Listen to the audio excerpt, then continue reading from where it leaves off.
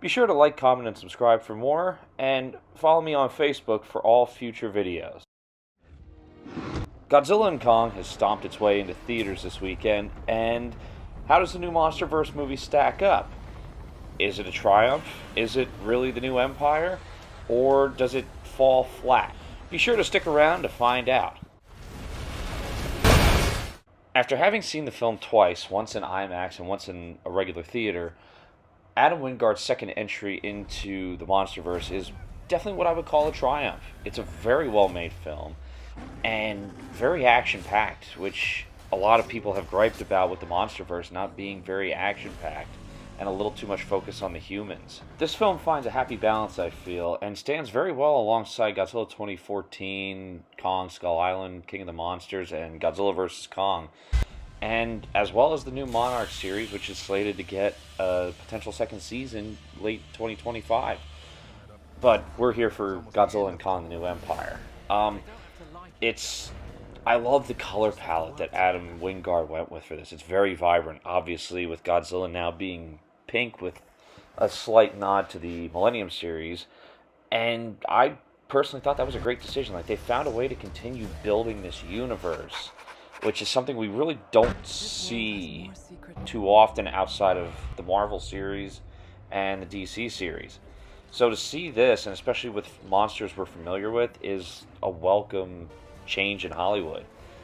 I really loved the action sequences in this, and especially the amount of monster fights and monster sequences we had.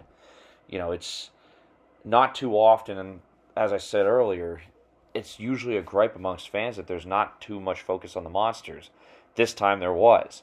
And this is Godzilla at his absolute most powerful, as is Kong. It does rehash the plot point of Kong not being able to face the enemies on his own and having to team up with Godzilla, but that's not necessarily a big detractor from the film either.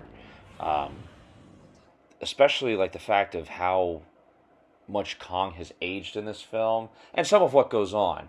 You know, some of the stuff that he goes through, it really does drive home the necessity for Godzilla and Kong to team up. And it does further expand the Hollow Earth and the Rogues Gallery, which inhabits the Monsterverse. A nice welcome change is that we aren't bombarded with several human characters who take up most of the film. We're pretty much focusing on a small group, focused mainly on Gia from Godzilla vs. Kong, the last of the Iwi tribe that she belonged to, and a few other characters. Bernie returns from Godzilla vs. Kong as well, and this time I have to say the characters are more well written. I feel like it flows more smoothly this time. The instrumental soundtrack, however, doesn't have me too jazzed, because I can't help but compare it to Bear McCreary's soundtrack from Godzilla King of the Monsters, which I still think is the greatest of the series. As far as villains are concerned, I like it when Legendary can come up with their own monsters for the Monsterverse. And Scar King has been a welcome addition to the Kong side of the Monsterverse lore, as is Shimo. And I thought Shimo originally was going to be Space Godzilla until we saw a couple of trailers afterwards. But she was a welcome addition to the series as well, and definitely a nice change of pace from these fire-breathing radiated monsters, because she's an ice monster.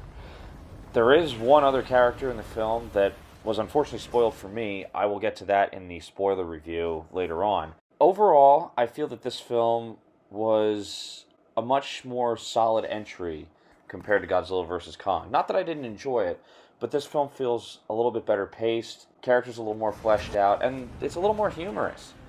And that's no slack against GVK. But I would highly recommend that you guys go see this film. I'll dive deeper into it in my spoiler review, and we'll talk a little bit more about some of the plot points that surprised me and a little more of my thoughts on it. But I highly recommend going to see it in theaters, especially in IMAX. It sounded and looked phenomenal. So yeah, hope you guys enjoyed the video. If you saw it, be sure to comment down below and let me know what you thought of it, and I will see you guys for the next review.